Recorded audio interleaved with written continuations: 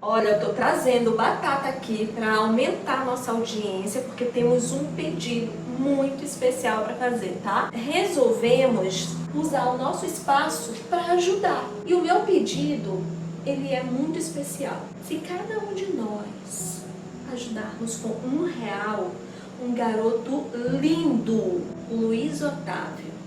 Ele é um garoto muito lindo e que pode ter a vida dele transformada. Ele tem uma doença genética degenerativa, a AMI, que causa proteínas degeneradas na área da coluna.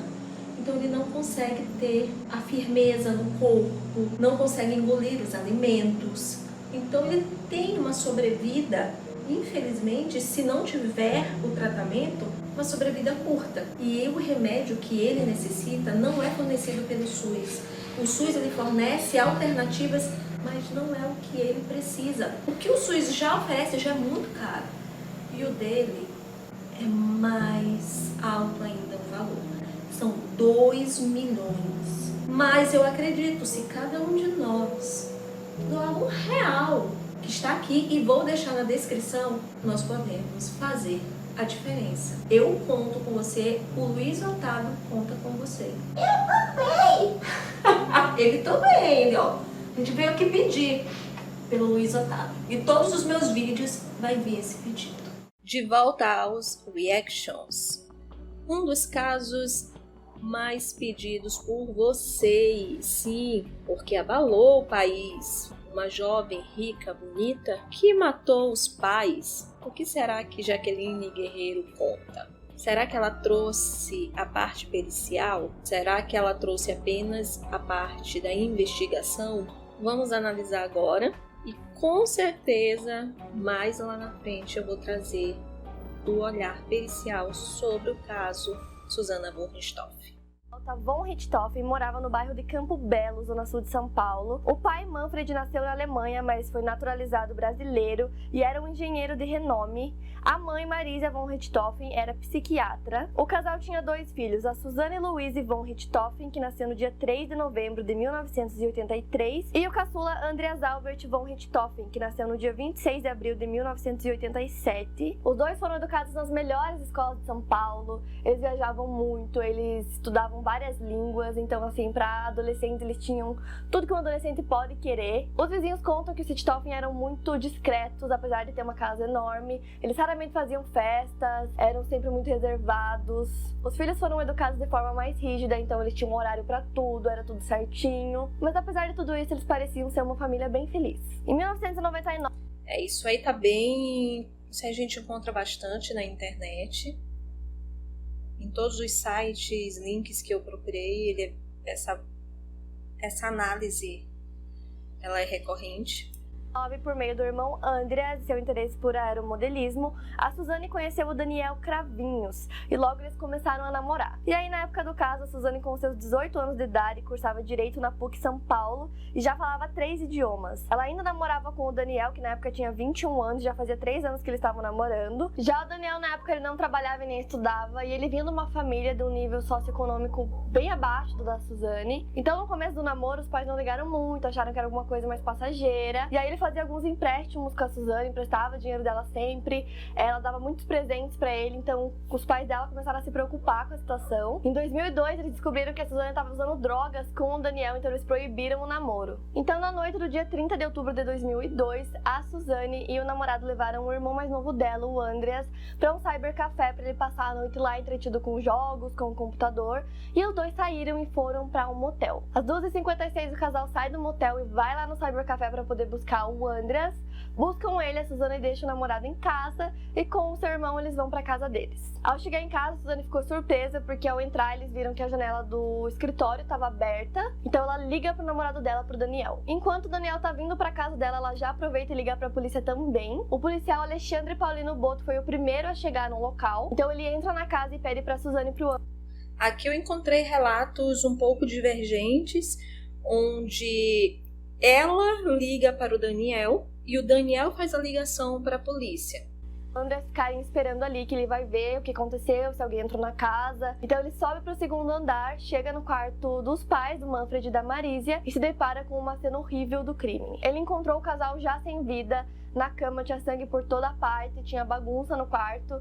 E a primeira reação dele foi: como que eu vou contar pros filhos que os pais deles foram brutalmente assassinados? Então ele desce pro primeiro andar, chama os dois e conta o que aconteceu. E a reação da Suzane é a mais inesperada possível. A primeira coisa que ela fala é: tá, e agora? O que a gente faz? Nisso o policial faz o chamado e vem vários outros carros da polícia pro local. O Daniel também já tinha chego lá. Então a Suzane ficava perguntando como que a... Então nesse momento, quando a Susana tem essa reação, o policial, por achar aquilo estranho, já... Opa, isso aqui não é tão simples assim. E já isola o local com mais cuidado ainda, tá? A polícia ia proceder, o que aconteceu, o que ela tinha que fazer. Então ela não esboçou estar surpresa porque mataram os pais dela. O Andreas ficou muito chocado e nisso Daniel também fazia algumas perguntas que a polícia já achou bem esquisita. Primeiro ele perguntou se os ladrões tinham levado dinheiro, porque ele sabia que a família guardava bastante dinheiro em uma caixinha. Isso a polícia já estranhou, a preocupação deles com dinheiro, ou o que eles deveriam fazer. E nisso Daniel também citou valores exatos da quantidade de dinheiro que tinha nessa tal caixinha, que tinha dinheiro em real, em dólar e em euro, e ele disse exatamente a quantia de cada um. Rapidamente a casa inteira foi isolada, e desde o princípio a polícia já achou que a cena do crime inteira estava muito esquisita, nada fazia sentido, então desde o começo eles já começaram a duvidar de tudo que eles estavam vendo ali. Quando eles subiram pro quarto na cena do crime, eles viram que o rosto das duas vítimas estavam cobertos, o que pode ser um sinal de que as vítimas conheciam o assassino. O alarme da casa curiosamente não funcionou e também não havia sinais de arrombamento nas portas, não tinha nada quebrado, além da janela que estava aberta, não tinha mais nada quebrado ou em desordem na casa. Tinham vários papéis espalhados pelo escritório que dava a impressão de que haviam sido espalhados de propósito para causar essa bagunça. Então a casa inteira estava fechada, estava tudo em ordem, exceto pela porta de entrada que estava aberta e a janela do escritório que também estava aberta, o que não é comum para uma família rica que mora numa casa grande deixar uma porta ou uma janela aberta. É totalmente incomum, ainda mais em São Paulo. E aí a primeira coisa que a polícia percebeu era que a casa inteirinha estava em ordem. A casa era assim, um brinco, não tinha nada fora do lugar. Nem parecia que tinham pessoas vivendo dentro da casa. De tão arrumado que era, parecia que a casa não tinha vida. E os únicos cômodos que não estavam arrumados e perfeitos, tudo no seu lugar, o quarto do casal e o escritório, porque de resto estava tudo perfeito. Então a casa estava em ordem, o alarme não disparou, os carros estavam na garagem. Então esses ladrões que entraram na casa para roubar, eles sabiam exatamente onde procurar. O quarto do casal estava todo revirado, do lado do Manfred tinha uma arma, do lado da mão dele no chão, e do lado da Marisa tinha uma jarra de água, mas não tinha copo. Então se ela tivesse pego essa jarra para beber água durante a noite, ela teria pego um copo também. Isso pra polícia já foi muito esquisito, ter aquela jarra ali só com água, sem copo. Eles viram também que foram pegos sacos plásticos lá da despensa, ou seja, esses ladrões sabiam onde encontrar sacos plásticos, sabiam onde encontrar a... Então aqui são vários elementos, nós vamos ver no vídeo que eu vou trazer para vocês, que o olhar investigativo apurado já aciona. Não é um modo padrão de latrocínio. Falta de desalinho no ambiente. E aqui a questão de estar muito evidente que quem fez aquilo, né, demonstrava ter uma certa convivência na casa. Quer dizer, como que esses ladrões saberiam aonde encontrar essas coisas numa casa enorme, daí diretamente onde essas coisas estavam, pegar essas coisas e não fazer bagunça nenhuma, não procurar por elas. Nisso a polícia tinha certeza que o assassino ou os assassinos conheciam a casa para saber exatamente onde cada coisa estava. A Suzane, o Daniel e o André estavam lá esperando a polícia fazer a vistoria, começar a fazer a investigação, e nisso eles perguntaram aonde que a Suzane e o Daniel estavam antes dela ir para casa dela, e ela conta que eles estavam no motel, e nisso o Daniel mostra uma nota fiscal provando que eles estavam no motel. Pra polícia isso já foi muito esquisito, porque ninguém vai em motel e pede nota fiscal, e lá ele estava com a nota fiscal para provar onde eles estavam. Nisso a polícia também descobriu que o casal foi golpeado simultaneamente, ao mesmo tempo. E para que isso acontecesse, precisava de no mínimo 2 pessoas. Como a cena do crime estava muito esquisita, os policiais diziam que era coisa de amador, eles começaram a suspeitar do casal, do Daniel e da Suzane. E aí os policiais começaram a se perguntar, mas será que ela teria toda essa força? Porque os golpes nas vítimas eram muito fortes, muito profundos. Então a polícia já começou a pensar que se eles estavam envolvidos, tinha uma terceira pessoa junto. Fora que todos os golpes foram deferidos na cabeça, então a intenção não era desacordar as vítimas. O instrumento foi uma barra de ferro, tá? E com uma ponta cortante. Então era um instrumento corto-contundente, tá? Nós vamos ver isso no vídeo que eu vou trazer. Esse olhar pericial e como casa o laudo do médico legista, da médica legista, com o laudo do local. Machucar as vítimas, a intenção era matar. Se fosse uma pessoa de fora, ela teria que vasculhar a casa inteira, ela não saberia que em uma determinada parte do closet tem um fundo falso e as joias estavam ali.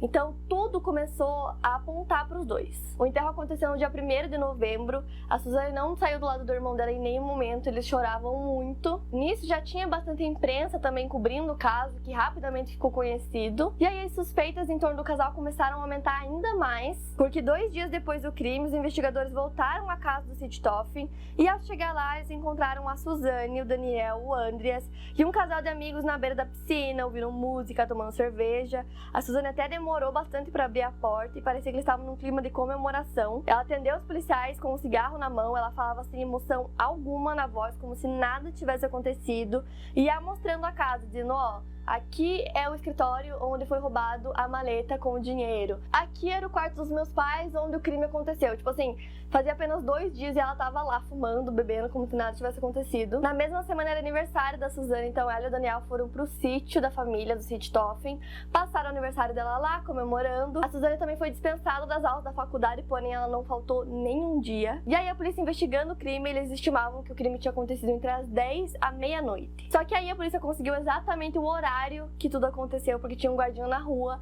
Nesse dia ele estava vendo um jogo de futebol, então ele lembrou exatamente do horário por conta do jogo que ele estava assistindo. Ele disse que viu o carro da Suzane entrando na casa e saindo meia hora depois.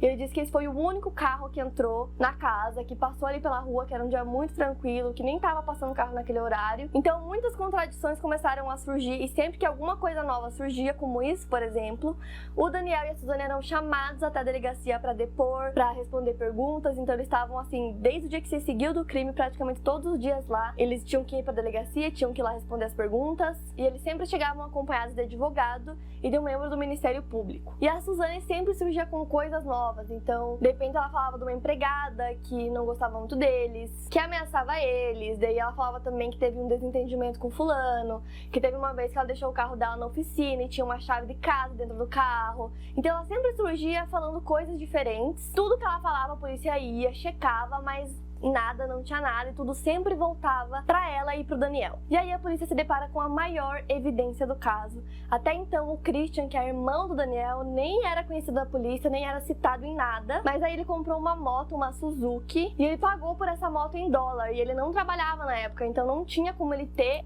a chamada burrice. Essa quantia de dinheiro, ainda mais em dólar, e nesse ponto a imprensa já estava cobrindo muito o caso, então todo dia tinha uma notícia nova na TV, as pessoas já sabiam que havia sido roubado dinheiro em euro, dólar e real da casa do Richthofen. E aí a polícia recebe uma ligação do dono dessa loja onde a moto foi comprada, e ele fala: olha, acabou de chegar um cara aqui, ele comprou uma moto em dólar. Então, no dia 7 de novembro, a polícia disse ao Christian que precisava da ajuda dele para um reconhecimento de um suspeito.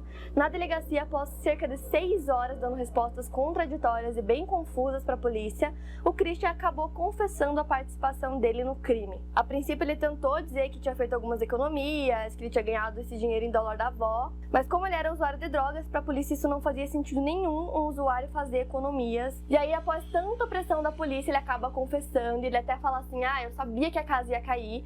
Então ele conta que ele participou ativamente do crime, que ele golpeou a Marísia e que o seu irmão Daniel golpeou o Manfred. Ele disse que fez tudo isso porque ele devia um favor ao irmão. A Suzane e o Daniel estavam em outra sala e aí já não tinha mais o que fazer, eles também foram obrigados a confessar o crime. Contam que como eles se gostavam muito, estavam apaixonados um pelo outro e agora estavam proibidos de namorar, proibidos de se ver, eles não viram outra opção. Então eles contam pra polícia exatamente o que eles fizeram e como eles fizeram. Então agora eu vou contar pra vocês exatamente como que o crime aconteceu. Na noite do dia 30 de outubro de 2002, a Suzane e o Daniel levaram o irmão dela, o Andreas, que na época tinha 15 anos de idade, pra um cybercafé pra ele ficar lá passando a noite entretido com jogos de computador. Então deixaram ele lá e eles foram buscar o irmão do Daniel. Dentro do carro eles vestiram luvas e meias de nylon na cabeça. Dentro do carro tinha também alguns bastões de ferro que o Daniel tinha feito.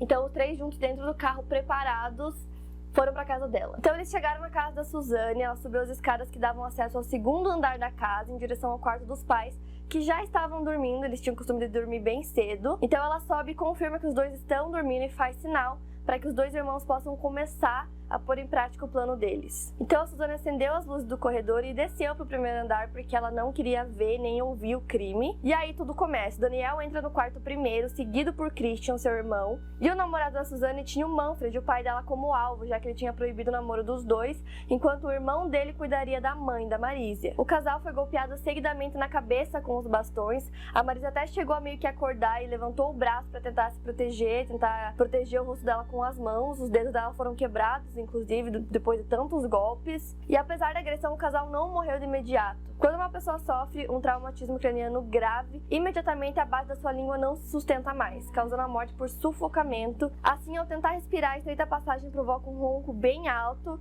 o que foi surpresa para os irmãos que achavam que os dois já estavam mortos. O Daniel correu para o banheiro e pegou algumas toalhas molhadas. Ele colocou cada uma no rosto das vítimas na esperança de finalmente matar eles por asfixia. Porém, as toalhas não estavam solucionando o problema, então o Daniel foi até a cozinha, buscou uma jarra com água e após jogar água no rosto do Manfred, o barulho finalmente cessou. Cumprida a primeira parte do plano, agora eles passavam a trabalhar para fazer com que o crime parecesse latrocínio, ou seja, roubo seguido de homicídio. E aí essa parte foi orientada pela Suzane. Então ela orienta o Daniel a ir até o armário do closet dos pais, que tem fundo falso, retirar essa prateleira e encontrar as joias da mãe dela e um revólver 38 do pai dela. Ele pegou todas as joias que tinham valor alto, espalhou algumas outras que eram mais baratas, bijuteria pelo quarto. Ele jogou essa arma do lado da cama onde ficava o Manfred, bem perto da mão dele no chão. Enquanto isso, o Christian dava uma bagunçada no quarto, revirava as gavetas. E os três afirmavam que a Suzane não participou do assassinato ativamente, mas não tem como ter certeza sobre qual a posição dela na casa enquanto o crime ocorria, enquanto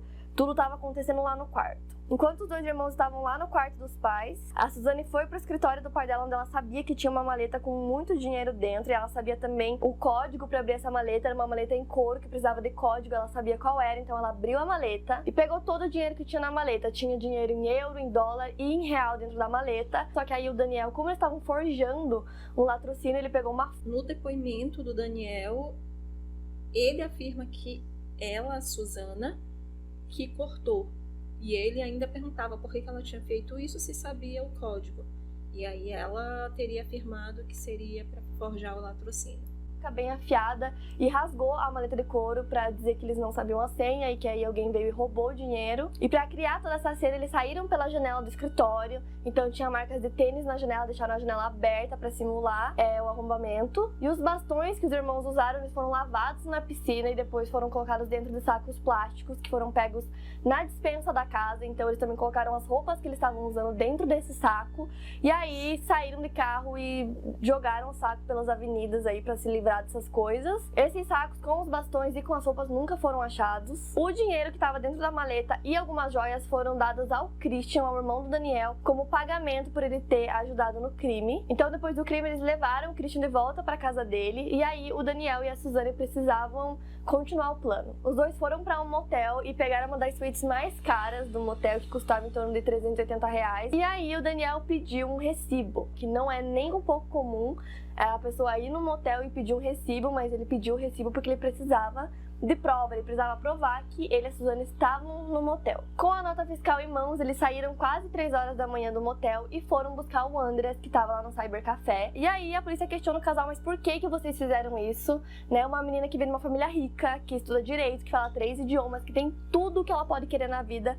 Por que ela fez isso? E aí eles falam que foi por amor. E aí a Suzane até fala também no depoimento dela que no momento que ela deu um sinal pra eles que eles podiam subir e começar a colocar em prática o plano, ela disse que percebeu que ela não queria que os pais morressem, que não era isso que ela queria, mas que naquela altura já não tinha mais o que fazer. E aí a polícia acabou percebendo que provavelmente a Suzane encontrou no Daniel afeto, amor, coisa que ela não tinha muito em casa, porque o que mais que uma menina de 19 anos que tem absolutamente tudo na vida poderia querer. Fora que também um pouco antes do crime acontecer, o Manfred e a Marisa viajaram durante 30 dias, e nesses 30 dias o Daniel ficou lá morando na casa da Suzane com ela, então eles tiveram todo esse tempo juntos. Os pais planejavam mandar ela para estudar no exterior, para ela sair do Brasil e terminar os estudos lá. Então eles contam que naquele momento eles não viram outra opção que pudesse fazer com que eles conseguissem ficar juntos. Então o trio ficou em prisão preventiva por representar perigo ao Andreas, o irmão mais novo da Suzane, principal testemunha do caso. Eles foram denunciados por duplo homicídio triplamente qualificado por motivo torpe,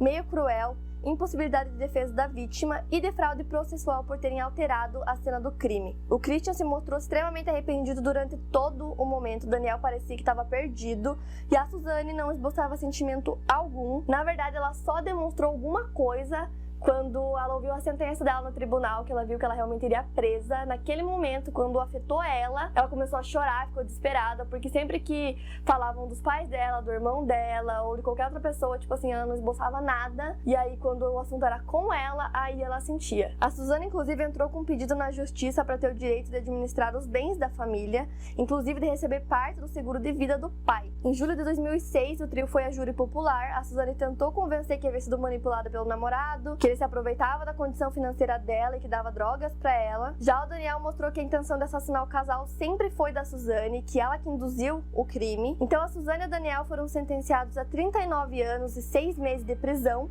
O Christian foi sentenciado a 38 anos e 6 meses. No fim de 2009, a Suzane pediu para ter direito ao regime semiaberto, porque ela já teria cumprido 1/6 da pena. Na ocasião, ela foi classificada como dissimulada por psicólogos e psiquiatras que avaliaram ela. Então o pedido foi recusado e 2 anos depois ela teve o pedido negado novamente. Em 2011, a Suzane foi considerada indigna de receber metade da herança dos pais, avaliada em 11 milhões de reais. A ação foi movida pelo irmão mais novo, pelo Andreas, e a Suzane recebeu a notícia no presídio que ela mora em Tremembé, onde ela continua presa até hoje. O Daniel e o Christian vivem na mesma prisão. Hoje a Suzane está em regime semiaberto desde 2015, então ela consegue sair da prisão em algumas datas comemorativas. Esse ano, inclusive, a Suzane saiu, porque ela está em regime semiaberto da prisão no Dia dos Pais, se eu não me engano. E nisso, o namorado dela foi buscar ela tem um namorado, foi passar essa data lá com a família dele, e atualmente ela está tentando ir para o regime aberto, que significa que ela pode deixar a prisão e cumprir o restante da pena dela em liberdade,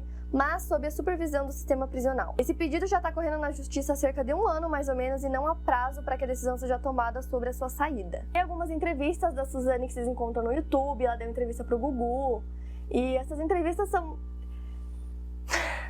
Eu não sei como dizer o que eu acho dessas entrevistas. Antes de fazer a pesquisa para vocês, eu já conhecia muito o caso, eu tinha lido muito sobre o caso.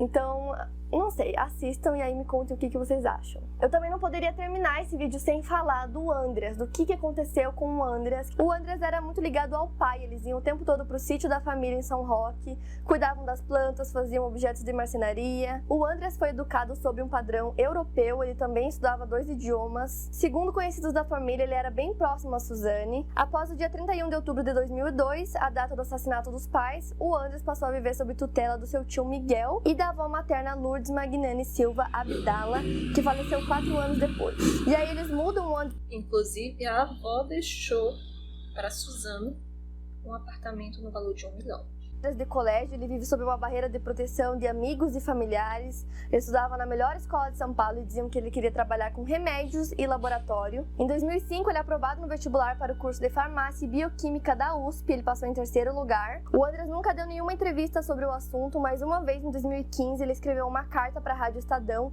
defendendo o pai dele das acusações de ter contas no exterior com dinheiro desviado. Ele disse que o crime foi nojento e que ele nunca falaria sobre isso. E ele também disse que tinha muita vontade de mudar para o exterior, porque o peso do sobrenome dele assombrava ele todos os dias. E aí, em 2017, aos 29 anos, o Andreas invadiu 3 casas em São Paulo. Na 3ª casa que ele invadiu, os vizinhos encontraram ele no quintal, deitado, imóvel, pareceu totalmente perdido. A polícia foi chamada e ele não quis se identificar, não quis dizer qual era o seu nome, ele não dizia nada. Parecia estar assustado, não foi nem um pouco violento, ele cooperou bem com a polícia. E aí, quando a polícia perguntava quem ele era, o que ele fazia, Ele respondeu: não quero saber da minha vida. Disse que vivia numa rua a 2 km dali, mas que sua casa era zoada. E o local que ele se referia, a casa dele, na verdade é uma casa enorme, uma mansão, e na data em que a reportagem foi ao local, a casa parecia vazia. Ele só foi reconhecido como irmão da Suzane no Hospital Municipal do Campo Limpo, quando a polícia levou ele até lá. Quando ele foi encontrado, ele estava com a roupa rasgada, ele tinha as pernas marcadas por escoriações e ferimentos. Ele carregava com ele uma medalha que ele não largava em nenhum momento, que estava cunhada com o sobrenome von Richthofen. E aí as pessoas descobriram quem ele era. Às 21 horas do mesmo dia, o tio materno dele chegou até o hospital, ele foi até a unidade para receber os pertences do sobrinho, mas nisso o Andras tinha sido transferido para a Clínica São João de Deus, especializada na recuperação de usuários de drogas e conveniada com o SUS. O Andras chegou lá de ambulância e sem nenhum acompanhante. O número do telefone de pessoas que seriam próximas a ele foram acionados, mas ninguém atendeu. O Andras também não recebeu nenhuma visita nos primeiros dias que ele ficou na clínica. Então, pra mim, tudo isso parece que, assim, toda a tragédia que aconteceu, encontraram ele sujo, ele estava em surto, agarrado a um símbolo do mesmo sobrenome do qual ele queria se livrar. A tristeza que o Andras sofre é uma tristeza sem fim. Então, apesar dele ser extremamente inteligente, todos os professores falam que ele era muito inteligente e muito querido por todos, ele parece que ainda não se recuperou do trauma, e é muito triste pensar que foi o trauma causado pela própria irmã, e o Andras com certeza é o que... Então, mais um reaction realizado, e pouco se fala da ação da perícia, né? Ainda mais nesse caso, que foi muito importante, sim, a visão do perito do local, que foi o Dr. Ricardo Salada. Então ele foi fundamental para juntar muitas das peças, para perceber e comprovar muito do ambiente forjado. Os papiloscopistas que estiveram lá levantando as impressões digitais e, claro, o laudo do médico legista. Se não me engano, foi uma médica legista, não tenho certeza. Mas falaremos disso no próximo vídeo sobre o caso Susana von Richthofen, sob um olhar pericial. Até lá! Um beijo!